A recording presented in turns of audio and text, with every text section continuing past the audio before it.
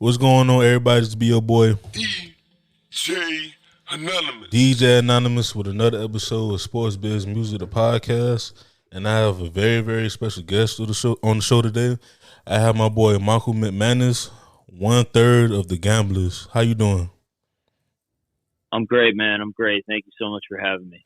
And thank you for coming on the show. I know as an artist, it's crazy right now, especially with the latest single that y'all just put out.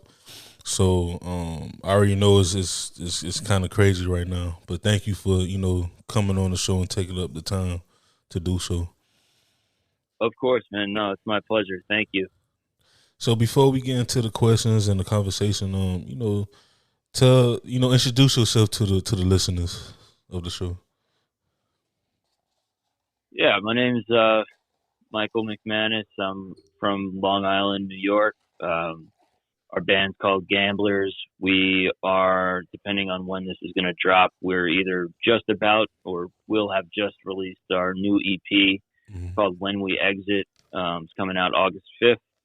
Our first record, Small World, came out in 2020. And before that, I was doing a lot of producing and grew up playing in bands and stuff like that. And yeah, like you said, it's been busy, but just trying to every day just see what we could do to kind of like move things forward, Mm-hmm.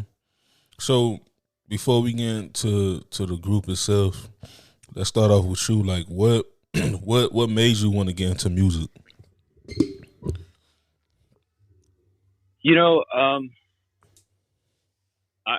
I sometimes I'll tell this story of like I was riding in a car, like when I was maybe 5 years old, and I heard a song on the radio, called "You Don't Bring Me Flowers Anymore," and I started crying. Wow. And my mom like pulled the car over, and she was like, "Why are you crying?" And I actually told her that I made up a lie. I said I was car sick. I said my stomach hurt. But the reality was that actually the music had moved me enough to become emotional. And I didn't comprehend at 5 years old that there was nothing wrong with that. Like that was okay. You know what I mean? I thought there was like something wrong with me. So I was embarrassed and I lied about it. But so the point of that story is like, just from a really young age, music always, spoke to me. And then I got into playing instruments when I was really young. I started playing drums when I was 6, and then I got into like the school bands and started playing in, little bands around town in like middle school. I even actually had like a quote unquote band with the guy who's currently the drummer of Gamblers. He's been my best friend for like 25 years or something crazy like that. I think exactly, because I think we met in 97. So we had a little like band, and then I started touring a little bit as I got older with like different bands, and then I got into production stuff. Started making like electronic music and hip hop music. And then kind of came back to the band thing with Gamblers the last bunch of years, and I've just been focusing on that. I don't have like too much music in my family in terms of history, although what I didn't realize until I got a little bit older is that my grandfather actually was in like a Latin band back in the day in the 50s, and they played around the city in Brooklyn and stuff like that. And then my great grandfather was also a percussionist in a Latin band. One of my uncles was like he did fairly well as a musician, and he played on like some more famous recordings of Latin artists from like the 50s and 60s. But other than that, like not too much. So yeah, it was just something that I gravitated towards, and I decided at a really young age that I was just gonna kind of go for it. And that's really been the last 20 years, on and off, of course. I've had side jobs, and I've only been kind of like really just doing music full time the last couple of years. because obviously it's a hard thing to get to that point. But yeah, man, I mean, it's always been there, and I guess for whatever reason, like combination of luck and determination. Mm-hmm. I say luck meaning like having supportive people around you, like my family and friends, and not everybody is lucky in that sense. Yeah, of course. So I had a good group of friends and a good environment that was able to foster that love and appreciation, and I've just been following that ever since. Man, it's like the same with me. When it comes to music, like when I got a little bit older, I found out that I had an uncle. About the Casey and Sunshine Band. Of course.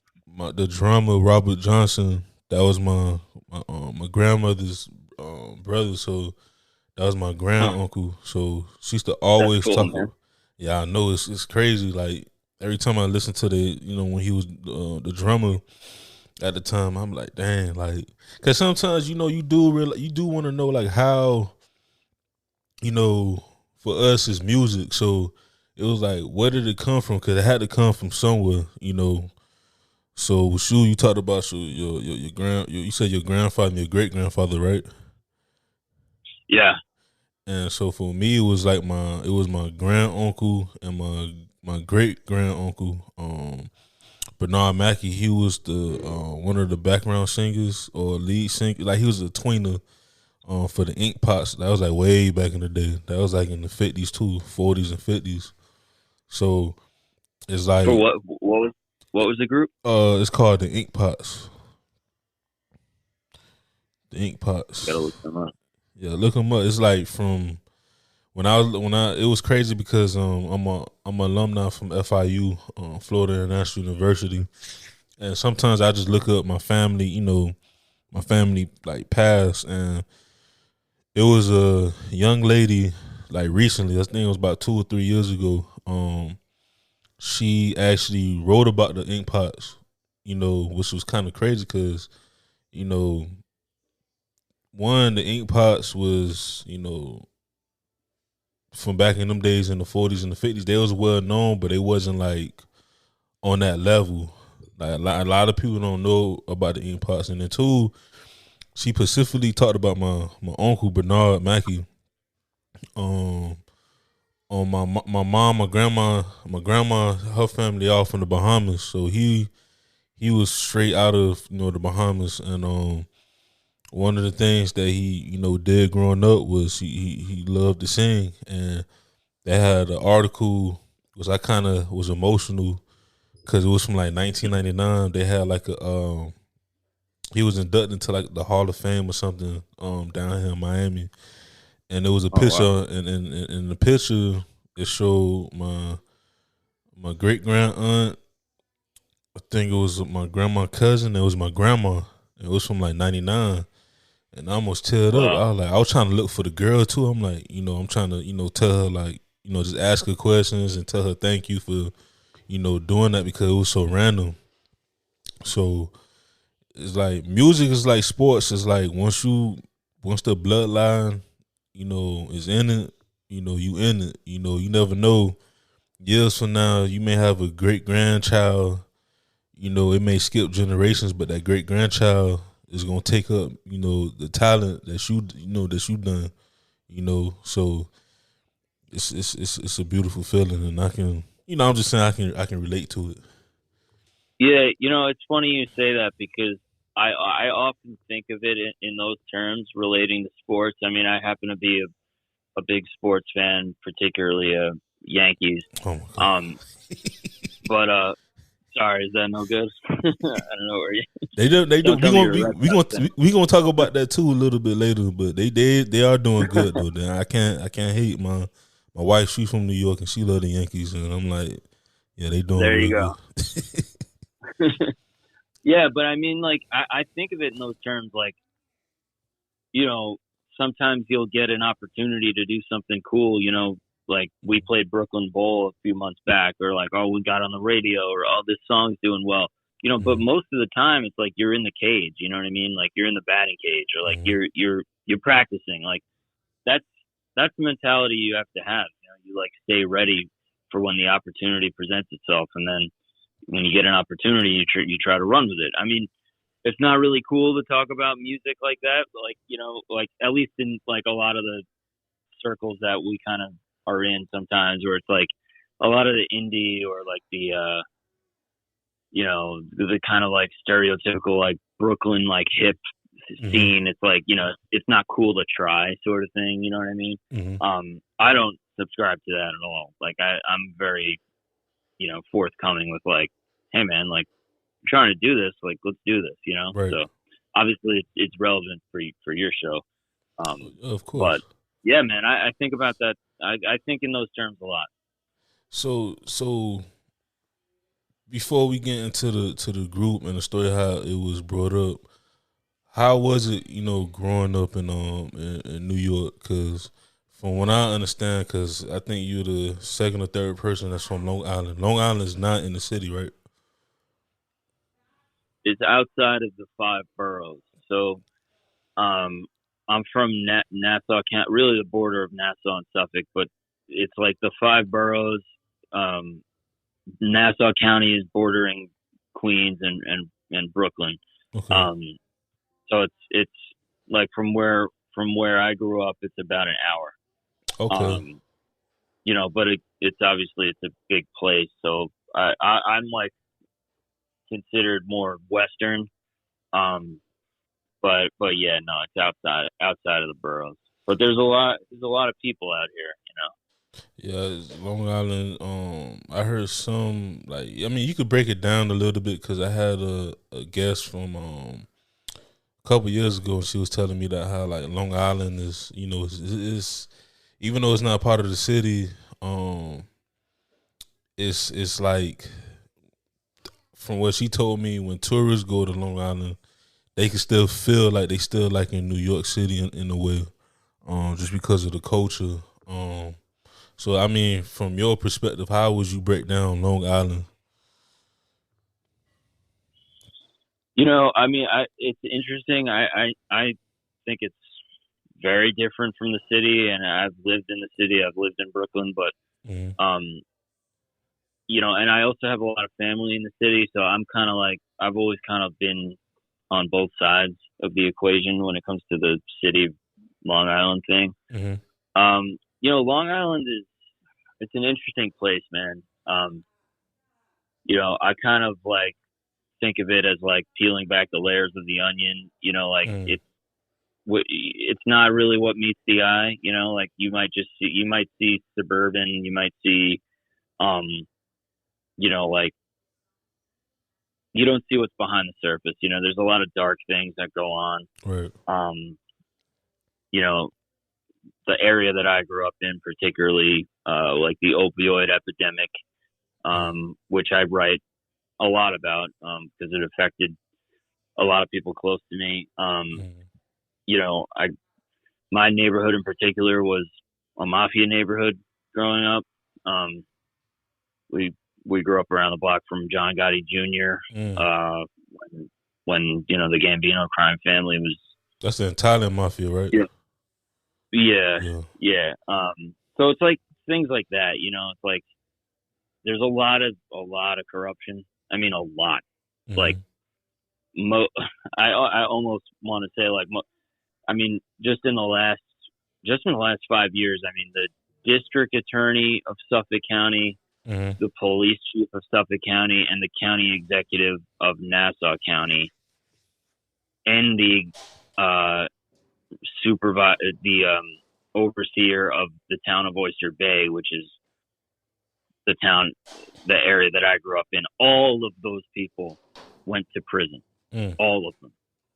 You know, so it's like it's not like a bad apple thing. It's like corruption is entrenched in the fabric of Long Island, and that's indisputable. You know, that's not my opinion. That's a fact. That's fact. Yeah. So you know what I mean? It's like, and then you know, in the last decade plus, we have like the Long Island serial killer. Where I don't know if you know about that, but it's I a heard. lot of like a lot of sex workers went missing, and then Yeah. there's a lot of corruption involved in that. And there was a cover up, and they kicked the FBI out. And we could do a whole podcast just on that. People listening right now are probably laughing because I always bring up I always bring this case up. But I mean, that's just to give you. And I'm not. I love Long Island. Don't get me Mhm. wrong. It's like it's kind of like the little brother thing. Like where like you could talk shit, but if you hear someone else talking shit, you're like, hey man, you know what I mean? Like, Yeah, it's still where you come from. exactly. Yeah, cause So I mean, but I love it. There's a lot of good things about it still. I mean, there's a lot of negative, but I don't know, man. It's home is where the heart is, I suppose. so automatically you a Islanders fan. You're not a Rangers fan. I gotta be honest. Like, I go more towards the Rangers just because Oh wow. First of all, I'm not a big hockey fan, and like the Islanders fans are so annoying, dude. Like they're really annoying out here. So I just kind of enjoy, and I also kind of consider the Islanders like really closely linked with the Mets. So I kind of put them in that box. Oh yeah, you throwing shit. And I mean, grew, I don't got no love for the Mets. I'm a Marlins fan, so yeah, I ain't gonna stick up for them. I'm not gonna stick up for them. You're upset that we have John Carlo now. That's why you hate the Yankees. You know what? To speak about that real quick, all right. So growing up, I love all my Miami teams. Even though the Panthers they not well, Miami is a very unique place because I'm glad you talked about Long Island because Miami's kind of like the same.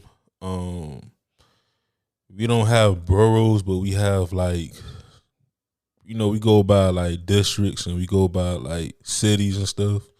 So when a lot of like the New Yorkers or even now the Californians they come down, they start noticing that Miami, like the actual city of Miami is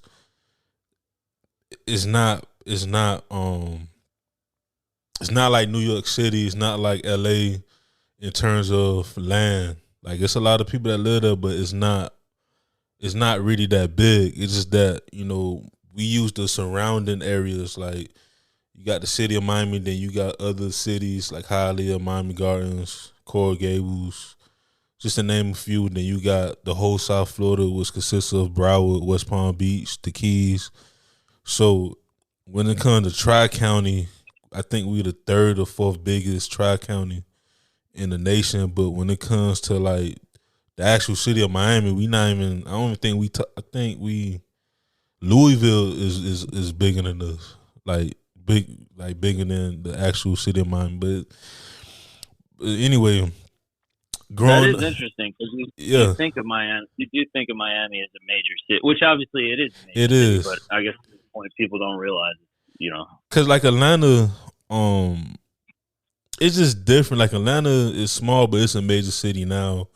But we not like when I compare us to like other southern cities or southern places, it's just different because Houston,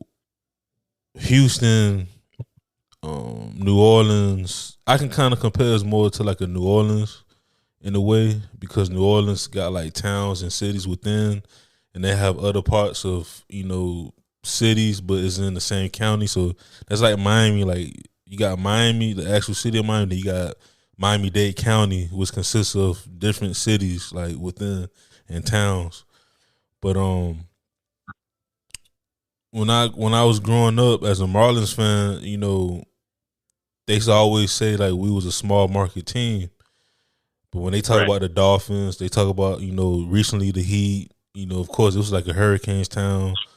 The Marlins and the Panthers was always considered, and still is a small market, teams. So I was young when they won their first championship. Like I was a baby, so 97. Yeah, 97 when we beat the Indians. Well now they what they call the Galaxies, I think. Guardians. The Guardians, yeah. Yeah.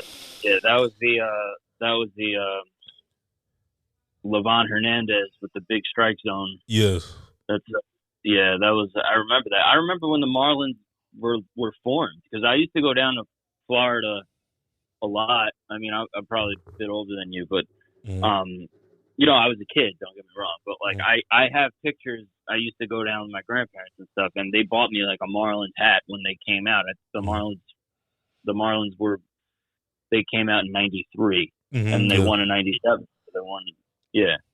Gary Sheffield, the whole thing. Man, Gary Sheffield. Yeah, man.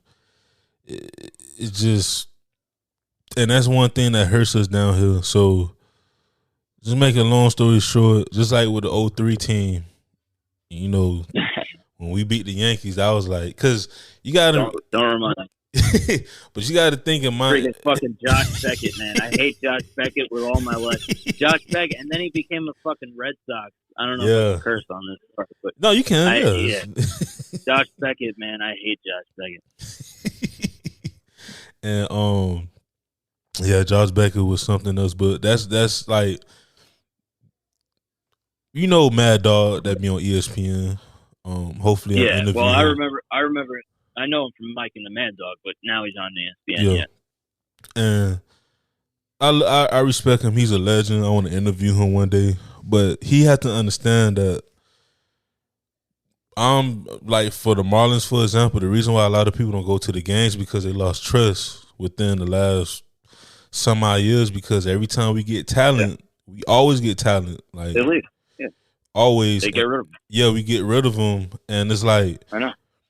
When I look at the team and the era we in, I'm like, the Marlins, like we should be one of the, like, I'm not saying we the Yankees or the Dodgers or the Red Sox or even the White Sox, you know, the bigger markets, but we should. No, I agree with you. Yeah, like we should be like the Atlanta, the Braves. At least they keep their core. Like I don't like the Braves or the Phillies, but they always keep their core. Yeah, same thing with the Mets. They keep their core. Like the Phillies, the Braves have a much longer tradition, obviously, but no, I agree with you, and that goes back to even the '90s. They broke the team down after they won the World Series. Yes. They could have kept the team together. No, so let me ask you, and I probably know the answer already, but how did you feel about the Derek Jeter experiment? At first, and I love Derek Jeter. That's the only Yankee. I love all the Yankees. I love like the, you know, Mariano Rivera's. I love that. That's legends. I can't deny it. Yeah. It's just, I think the reason why I don't like the Yankees like that is because, you know, it's a lot of, you know, we don't get this to a defense, but, you know, it's from anywhere, from like, you know, us Southern people, like when people come from anywhere outside the South, or even sometimes like you could be from Georgia and come to Florida, we'll call you a transplant because it's like it's so many people from all over that's in Florida. But that's a lot of Florida, man. It's crazy. I mean, New York too, though. But yeah, because which is crazy because there's a lot of Florida people that move up to New York too. I don't know how because it's cold, but the Derek Jeter experiment, to me, when you look at it now, I see why he left, because the pieces that we got, the prospects, the draft picks. I mean, if you look at our team now, what we just really need, we need a little bit more offense. Our pitching is crazy. It's like a 1-2-3 punch. Now we got I forgot his name, but it's a prospect that just moved up and he did good. I think it was last week. It was this past Sunday. At first I was kind of mad when he kind of left, but then when I learned the story about like he wanted to sign some veteran, you know, pieces around the team because our team is very young, but it's talented. And I'm like, I was that fan like the first year. I said, Jeter, I love you, but as an owner / GM, you got 5 years. Cause absolutely, that's fair. And by the way, that's fair. Mm-hmm. That's a fair. Like, if you're going to tell me 2 years, I'd say that's not fair. But 5 years is a fair. It's fair. You know, but granted, if he was able to do what he wanted to do, and it sounds like that was not the case. Yeah, because it's something it's something about the Marlins. Because even I know the Dolphins, they don't have the best of luck either, but that's just because Dan Marino, since the Dan Marino days, we haven't really been that good. Like like once again, I was young when Dan Marino retired and stuff, and I used to always hear like the older people say, "Oh, when Dan Marino was here," I said, "Well, we need a quarterback. We need something." So let me ask you this: Mm-hmm. What did you think about the whole possible Tom Brady, Sean Payton scenario with the Dolphins? Now that, once again, see, I'm a true Miami fan. I ain't like the Patriots and I ain't like Tom Brady, but of course. Unbiased, I was like, man, if we would have had Tom Brady, we would have had a ring, and I would have called him the GOAT. I'm like, we haven't won a championship in years. Even with Marino, never won. Huh? Even with Dan Marino, they never won. Yeah, they made it to one. That was it. And Dan Marino was when I look at his stats, he was the GOAT, but he's like the GOAT quarterback that never won. Like he's like you got Dan Marino, Jim Kelly. Oh my gosh, like it's a lot of them. My favorite quarterbacks, Peyton Manning, Aaron Rodgers. At least they got one or two. But to see the other quarterbacks, like the greats to never win, like it's crazy. But it's interesting. You see Sean Payton now already, not even a year into retirement. He just retired, already talking about coming back. So you have to wonder, after this season, Brady is done with his Buccaneers contract. Now, I guess it's probably not going to happen because he signed that deal with. Did he sign a deal with Fox? Yeah, to become an announcer.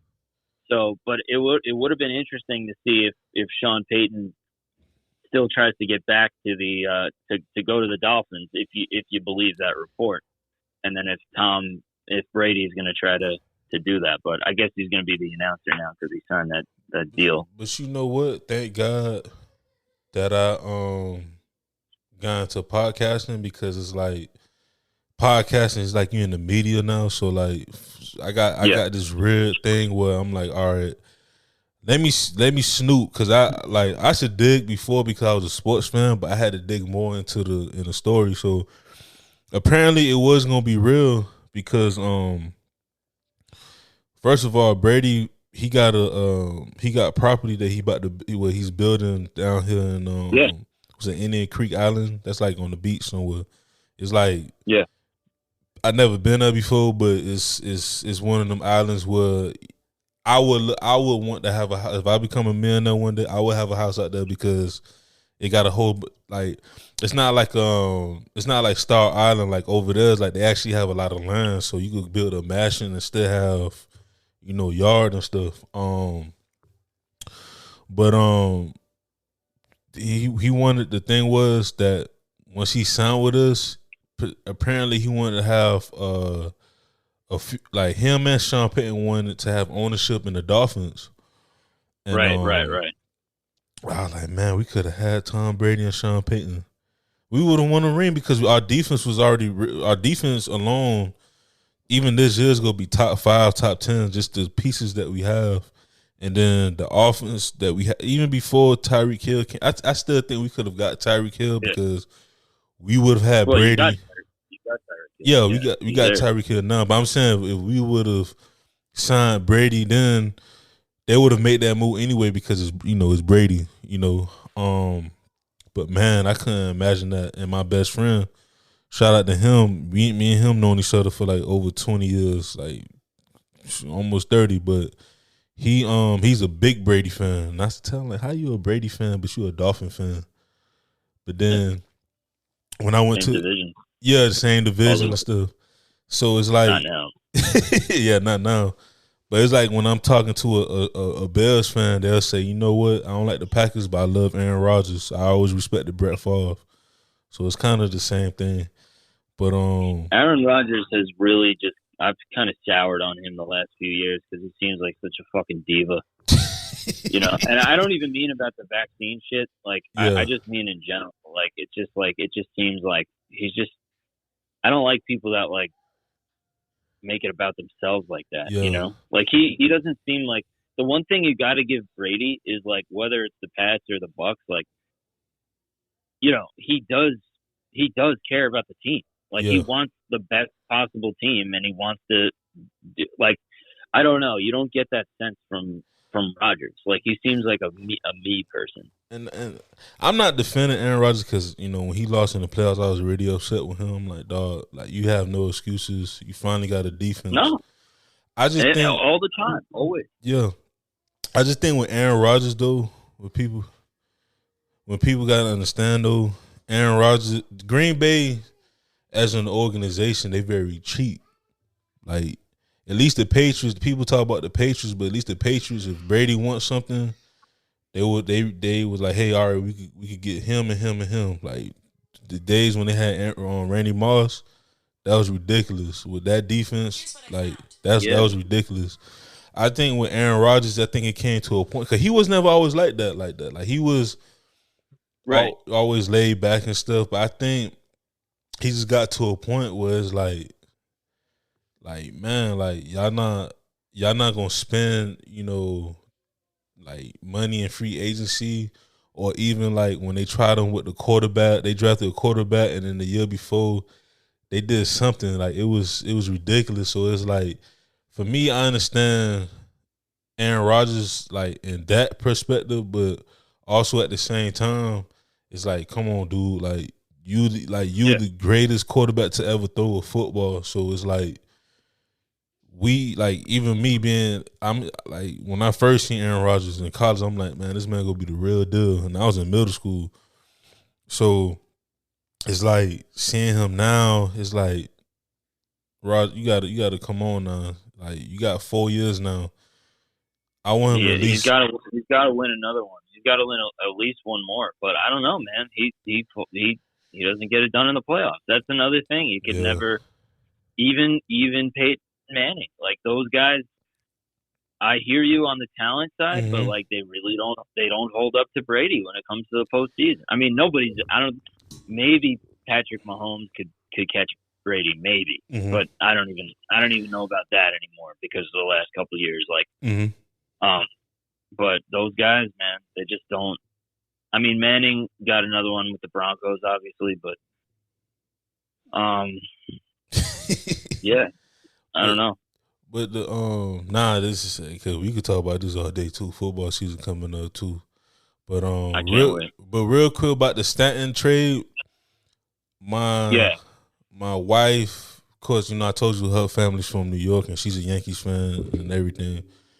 Her cousin-in-law, he's from Jersey. No, I think he either from Jersey or he's from Jersey, but he grew up a Yankees fan.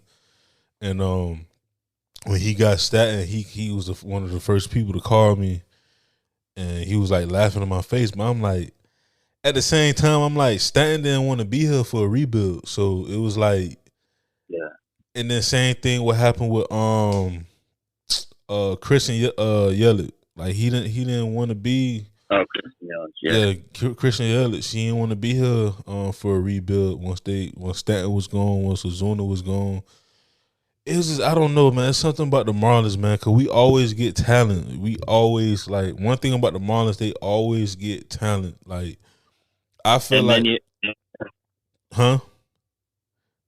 No, absolutely right. And then you have like the Jose Fernandez situation. Oh yeah, that's it's just like crazy shit. Yeah, like that was it was eerie that day because I'll never forget that day. I was going out of town with my wife and her family, my in-laws, and I think my best friend, we had a group chat, and he was like, man, Jose Fernandez died. That was like the whole city, the whole South Florida, like it was just quiet that whole week. Like it was like when Sean Taylor passed away, because Sean Taylor was a Redskin, but he was from here. It had that type of energy. Like it was just, people couldn't believe it. You know. You see those pictures too. They're pretty crazy, man. Mm-hmm. It's just like the boat flipped over. You're like, dang, that's oof. Yeah, like imagine hitting that fucking thing, like however fast they were going, like. mm-hmm. Oof. Because apparently, like, he was mad or something. Him and the I think his fiance was mad or something like that. I don't know. I was hearing stories, and he wanted to take a ride, and I'm just like, man, like, what if? And then what's crazy was Staten. He invited Staten. He invited Ozuna. He invited a few other people on the boat. Yeah, Staten talked about it. He was like, that could have been us. They could have been all gone. That would have been one of the most craziest, like, sports stories, like, ever. Like, oh yeah, absolutely. I mean, that alone is still crazy, but like, imagine if Staten was in that boat. Like, come on, man. Like, I didn't know that. Yeah, that's crazy. It was. I thought he was just like out with like partying or whatever with like random people. I didn't know, not random people, but like in his circle or whatever. I didn't know it was like that it could have been. Yeah, he had people in his inner circle, but he also invited like Staten, some of the Marlins players that he was close with on the team. And, that's crazy. Like, man, I'm like, even to this day, I talk to my homeboys about it. I'm like, even when Kobe passed away, I'm like, oh man, damn, Kobe, and Kobe, especially for me, Kobe was my Jordan. So sure. Like, Jordan, when I was young, Jordan won his 2 last championships. I kind of remember a little bit, but I was real young. But Kobe and Shaq, eventually, Bron and Melo, and of course Dwayne Wade. Like, I remember them era, but Kobe was like my Jordan. Even when that happened, I couldn't. My wife seen my face. I'm like, oh, like, that was hard. That was hard to believe. That was hard to believe. I still remember where I was. My friend called me, and he was like, "Did you hear what happened?" And I'm like, "No." And he told me Kobe Bryant died, and I'm like, that was hard to believe because it's like people like that are just they're just larger than life, right. And then when you hear something like that, it's just like it just doesn't even compute. Let me ask you this though: What was it like? What was it like the night that LeBron announced he was coming to Miami? Oh, that's when I still respect LeBron. I think the reason why I ain't like LeBron afterwards was because when he left, I felt like they could have had one more year. But that was amazing. I actually went to the event when they did when they introduced the Big Three. I was in the snow and I was like in the 300s, of course, but because the tickets was free when they did the announcement, like when they all introduced themselves. But I remember that. But what was it like when it was like? Remember LeBron went to high school, like Oh yeah, the YMCA. Yeah, I was jumping up and down.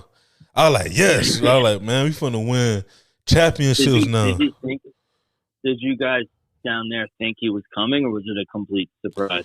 Well, of course, we heard stories about him going to the Knicks, going to the Clippers, the Bulls.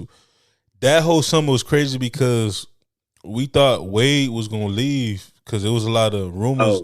Remember Wade? It was supposed to be Wade, Bosh, and LeBron going to Chicago. In reality, Carmelo was supposed to be a free agent that year. But he signed that extension when he was a Knicks, so he, so he didn't want to be a free agent. Because it was really supposed to be. Was he on the Knicks? Was he on the Knicks yet in 2010? No, I think he came in 11. 11. No, that's when he was with the Nuggets. Yeah. So it was with the Nuggets, and I think he had the extension or something like that. Then he got traded to the Knicks. Yeah, you right. Yeah, and but that. Man, the whole summer was just, man, we about to go crazy and stuff. We about to go crazy, and we did, but we lost to the Mavericks.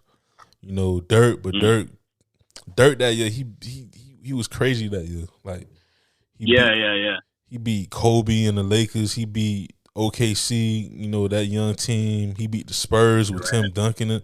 Like that whole run. That's one of the best runs ever. Right, that was 2010. Yeah. Yeah, so that was crazy, and you know, we lost the first time. We won 2 straight, and then when we lost to San Antonio, we already knew LeBron was gonna leave. He wanted to go back because that whole year it was rumored that he wanted to go back to Cleveland. I thought that was weird. I like to leave and then come back. Like, Mm-hmm. I mean, it worked out. They won a championship, and then he left again. I'm like, Yeah, what? Like, it was weird, you know? Like, I I don't know. Like, I think for me that's why. Don't get me wrong, LeBron. And when people just listen to me because you know I got friends that we argue back and forth. LeBron is the greatest basketball player of this era, but agreed. when I look at Michael Jordan, You can't. No. Yeah. the man, like people like, well, you know, you never seen Jordan like that. I said, well, you got kids now. Like I have interviewed kids that's like, well, young. I don't want to say kids, but young men that was born in 2000s, like early 2000, 2001, 2002. That didn't even seem like people like Allen Iverson and stuff like that. They seem like late Kobe Bryant. You know what I'm saying? Like Stephen Curry and James Harden is like they're like players. You know. Those are those guys. They're guys. Yeah. Yeah. Exactly. And LeBron is like Steph Curry. Yeah, Steph Curry. Yes, especially, and I love Steph Curry. But first, I think this championship they just won mm-hmm. did a lot for their legacy. A lot. This championship they just won is like the one the Yankees won in 2009. Yeah, they're like, okay, boom. Like they already were a dynasty, and 2009 was a long time removed from 2000, so it's a little bit different with the Yankees. Not that long with the Warriors, but the fact that, and make no mistake, the fact that they won again without Durant is a big deal. Yeah. Big deal. And it bodes really poorly for Durant. Yeah, because I was telling people, I said, people called me crazy. I told people, I said, even them during them 2 years when the Warriors was bad, I said, Steph Curry gonna win the championship before KD. Watch. Even with him and Kyrie going to the Brooklyn Nets, I said, what a disaster. Matter of fact, let me ask you this: how because being so close to that, like, how is it? Like, you want me to tell you the truth? Yeah. Nobody gives a shit about the Brooklyn Nets. Nobody. They can't. They try so hard to manufacture it. They try to market it. They try to do this and that. Mm-hmm. Nobody cares. It's a Knicks town. Period. Point blank. End of story. It's the Knicks. I mean, you know, like, was that like interesting to hear that Durant was going to the Nets and like Kyrie wanted to be with the Nets because he grew up a New Jersey Nets fan and this and that. Mm-hmm. But like, I don't know, man. Kyrie is like, he's a head case. I don't think there's any denying that at this point. Like, everywhere he's been, it's been a problem. So at what point do you go, okay, like, is everybody else wrong or are you the problem? You know, Kyrie the problem. And that's what I'm saying. Like, it's like, come on, man. And then like for Durant to like request a trade, it's like, dude, I don't know, man. I think he fucked up leaving OKC in the first place. Mm-hmm. Because they would have won a championship. I mean, like, they could have. Mm-hmm. You know, they had Westbrook and Harden, and they could have. I don't know, man. I think it's like it's cooler to win with your own team. Like I just thought that was a weird. But then again, LeBron did it too. You know. Mm-hmm. And then people always nobody really hates. Nobody hates on LeBron for doing that because he's so phenomenally talented that it's like you can't. You know, what are you gonna say? You know what I mean? Yeah. But I don't know.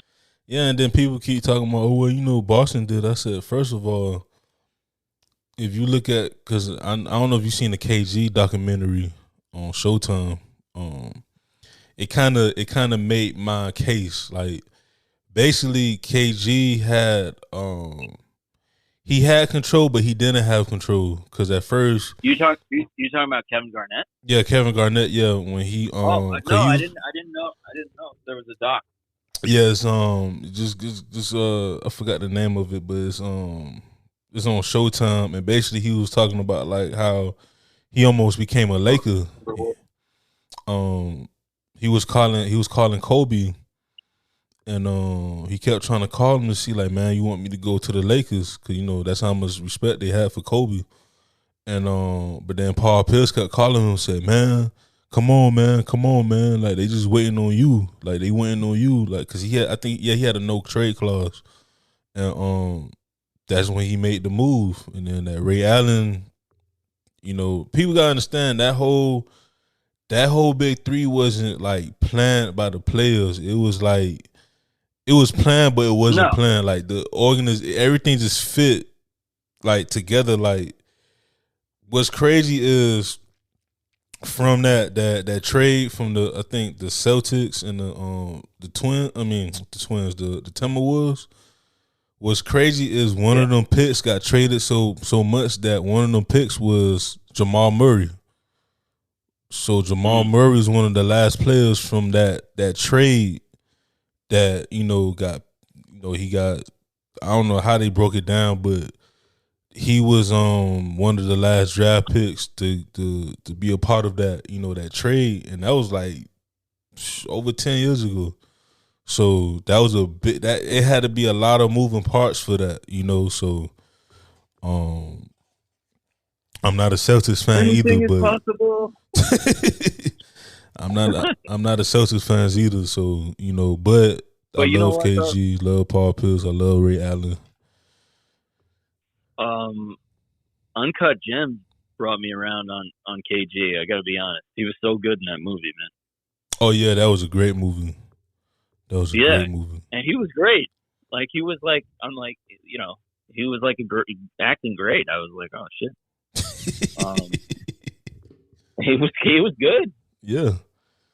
Now KG, he's a great actor. I feel like he need to do more of that. I know he got a show on Showtime. I agree. But he need to do more of that. So we talked about a lot. So let's get back.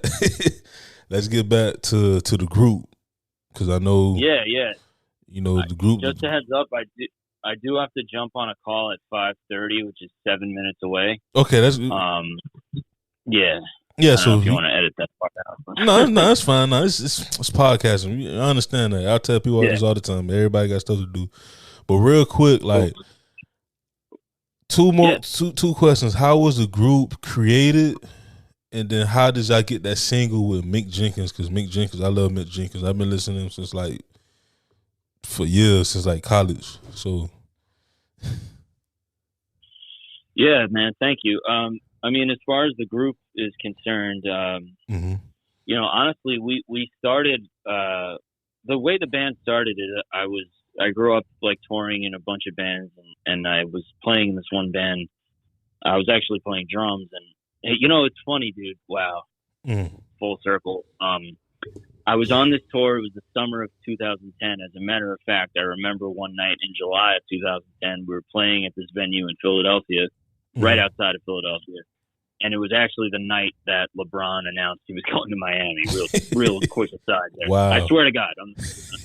But anyway, on that tour, I became really good friends with the guitar player of that band, who I was not aware of previously. And we started talking. He had like a bunch of he was going to college at the time in the city up in Harlem, and it was a recording program. So we were able to record there for free. So we got on really well on that tour, and we decided to kind of start like a side project. And that's actually what Gamblers started as. And that was Gary O'Keefe, he's no longer in the band, but I started the band with him. And then just through the years, man, like lineup changes, like learning how to navigate like this crazy industry that we're in. And, finally started putting out music, put out our first record a couple of years back. And then we're working on our new album now, and it's basically done. But what we wanted to do was like basically not wait so long between the first and the second album because it had been so long to wait to put that first one out. So we decided to kind of like do this remix project, and we took 5 songs from the first album and just like completely remixed them. To be honest, like it's not even a remix; it's like a complete reimagination. The only thing we're using is like a little bit of percussion from one of the tracks, and then like my vocal tracks. Okay. But even then, we're like manipulating them, changing them around, and just building up like completely different productions. And then we wanted to get some features just to. I come from like A&Ring and doing a lot of hip hop stuff. Not that I come from that. Like I grew up like in DIY stuff, but yeah. I was producing hip hop projects for a while there, and I did a bunch of stuff. So I'm like familiar and comfortable in that world of like how to, A&R a project.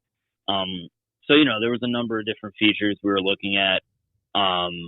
And then, Mick Jenkins just kind of came up as someone that I was not introduced to personally, but I was introduced to his music by some of the people that we were working on this new music with.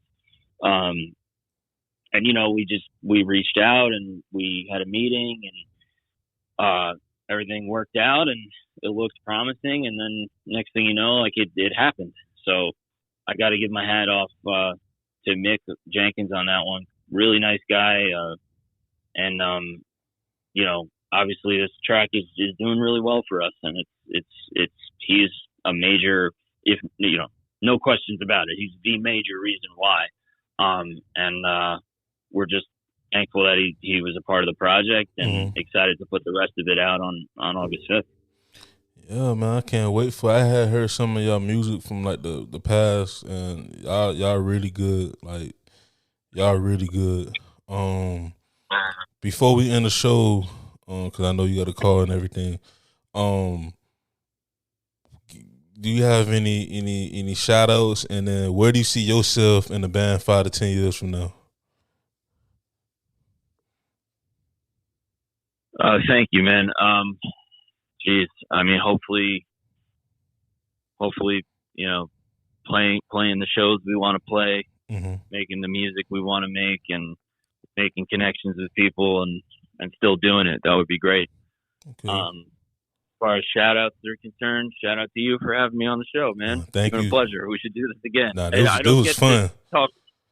I don't get to talk sports too much with like people in this world, so it was a lot of fun. We should do it again. No, we definitely. This was very fun. It's like I'm not just saying this just to say it, but this is like my best like podcast this year. It's top 5 all time. Man, thank you. It was fun, man. It's been a while since I had this fun. Well, I always have fun on my podcast, but this was real fun, especially we talk about sports and stuff. But yeah, it was a nice change. Like, but most of the time, I never really talk about that stuff with the people we talk with in our world. So it's cool. It's kind of even like frowned upon sometimes. Like I have to hide how big of a sports guy I am. But man, I appreciate you. Nah, no problem. Thank you so much. And everybody's been your boy, DJ Anonymous, with another episode of Sports Biz Music, the podcast with my boy, Michael McManus, 1/3 of the Gamblers, and we out. Peace.